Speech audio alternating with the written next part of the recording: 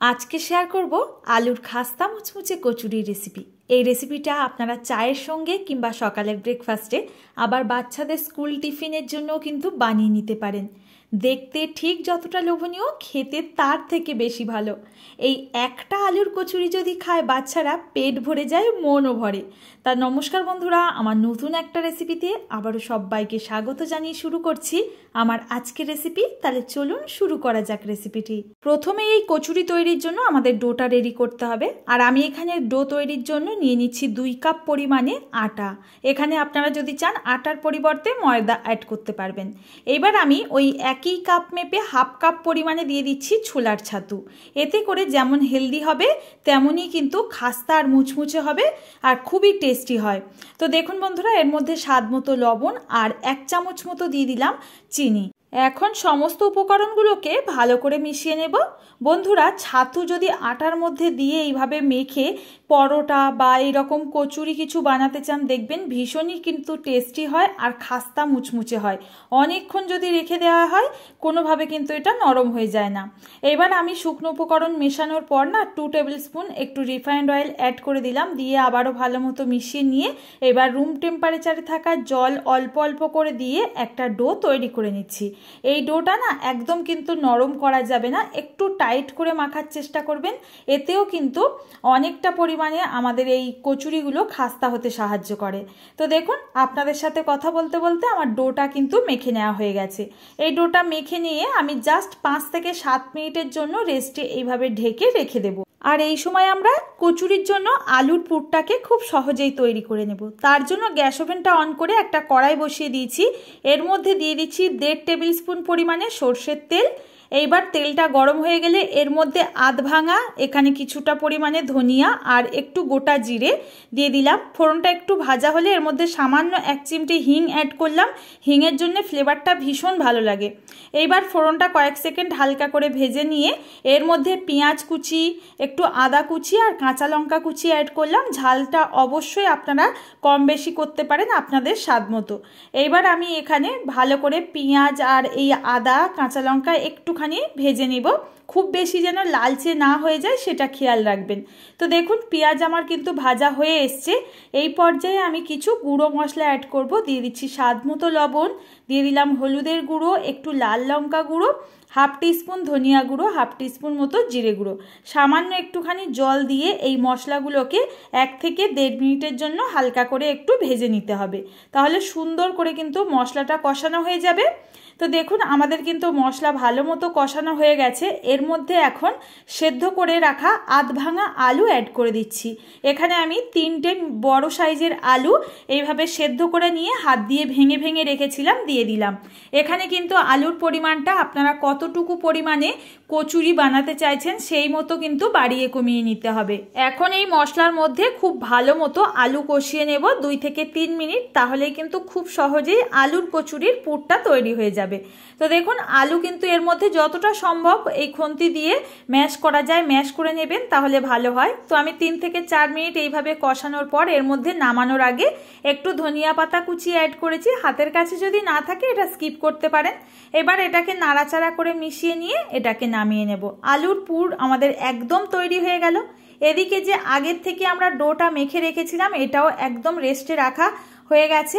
এটাকে আমি আবারও হাত দিয়ে একটুখানি মেখে নিয়ে এখান থেকে লেচি তৈরি করে নেব। তো এখানে লেচি বা লই যেটাই আপনারা বলেন না কেন, আপনারা আপনাদের পরিমাণ মতো ছোট বড় করে নিতে পারেন। আমি এখানে একদম রুটির যে লেচিগুলো হয় সেইভাবে তৈরি করে নিয়েছি। এইবার আটা দিয়ে এখানে একটু বেলে নিচ্ছি। এখানে কিন্তু এই পর্যায়ে কোনো রকম তেল দিয়ে বেলা যাবে না, তাহলে কিন্তু এইরকম খাস্তা কচুরি যে আমি বানিয়েছি ওই লেয়ারটা একদমই আসতে চাইবে না। তো দেখুন, রুটির মতো করে আমি এটাকে পাতলা করে বেলে নিলাম। তারপর ওপর থেকে একটুখানি তেল দিয়ে দিচ্ছি, দিয়ে ভালো করে কিন্তু রুটিটার মধ্যে স্প্রেড করে দিতে হবে। এবার ওপর থেকে একটুখানি আটা বা ময়দা যে কোনো একটা এইভাবে ছিটিয়ে নেবেন। নিয়ে এবার দেখুন একটু করে ফোল্ড করে নেব। কিভাবে করছি দেখতেই পাচ্ছেন, দুটো পাশাপাশি এইভাবে মুড়ে এক জায়গায় করে নেব। তারপর আবারও লেয়ারটা কিন্তু একইভাবে তৈরি করব। একটুখানি তেল ভালো করে ব্রাশ দিয়ে লাগিয়ে এবার আমি এখানে ময়দা দিয়ে কোটিং করে দিচ্ছি।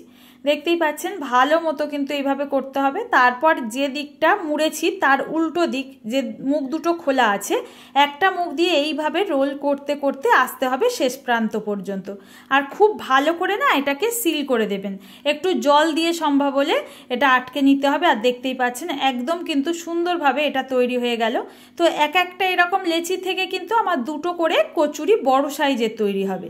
তো মধ্যিখান থেকে দেখুন একটা ছুরি দিয়ে এইভাবে কেটে নিলাম। এইবার যে কাটা অংশটা আছে এটাকে এইভাবে নিচের দিকে রেখে ওপরের অংশটাকে চেপে একটু বেলে নেব। বেলে আমাদের কচুরিগুলোকে খুব সহজেই তৈরি করে নিতে হবে। তো একটা আমি দেখিয়ে দিচ্ছি, মন দিয়ে দেখে নিন, যে কেউ কিন্তু অনায়াসে এই কাজটা করে নিতে পারবেন, বলে বোঝানোর কিছু নেই।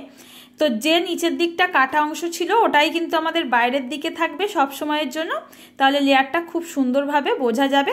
এবার আমি দিয়ে দিচ্ছি মধ্যিখানে এর পুরটা পরিমাণ মতো বাড়িয়ে কমিয়ে আপনাদের বুঝে দিতে হবে। এবার সাইডের অংশগুলোকে একটুখানি জল লাগিয়ে আমি মুখটাকে আটকিয়ে দেবো, যেভাবে আলুর পরোটা এগুলোকে আমরা সিল করি না, হাত দিয়ে ঠিক এইভাবে ভাঁজ করে করে মুড়ে এভাবে আটকে দিলাম। এবার মধ্যিখানে যদি খুব বেশি অংশ থেকে যায় এটাকে বাদ দিয়ে নিতে পারেন, না হলে মধ্যিখানটা অনেকটা মোটা লাগবে, খাওয়ার সময় ভালো লাগবে না। তো দেখুন একটা খুব সুন্দর কিন্তু কচুরি আমাদের তৈরি হয়ে গেল। আর একইভাবে কিন্তু আমি এখানে সমস্ত কচুরিগুলোকে তৈরি করে নিচ্ছি, আর ভিডিওটা বড় করলাম না।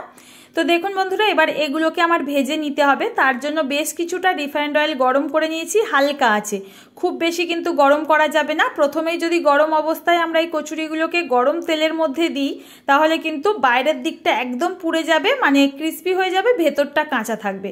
তো গ্যাসের ফ্লেমটা একদম লোতে রেখে তেলটা একদম হালকা উষ্ণ গরম অবস্থায় এই কচুরিগুলোকে দিতে হবে। আর আমি এখানে 4টে মতো দিয়েছি, আর খুব বেশি যে ডুবো তেল লাগবে সেই রকম না, এরকম তেলের মধ্যে দিয়ে এগুলোকে একটু টাইম নিয়ে ভেজে নেব। যেহেতু একটু মোটা মোটা হয় এই কচুরিগুলো, আর খাস্তা করে আমরা যদি ভাজতে চাই তো এগুলো কিন্তু এই টিপস মতো এইরকম ভাবেই তৈরি করবেন, তাহলে দেখবেন বাইরের অংশটা খুব সুন্দর লেয়ার হবে, খাস্তা হবে, মুচমুচে হবে। যদি দীর্ঘক্ষণ রেখে দেওয়া হয় এইভাবে, কোনোভাবে কিন্তু এটা নরম হয়ে যাবে না।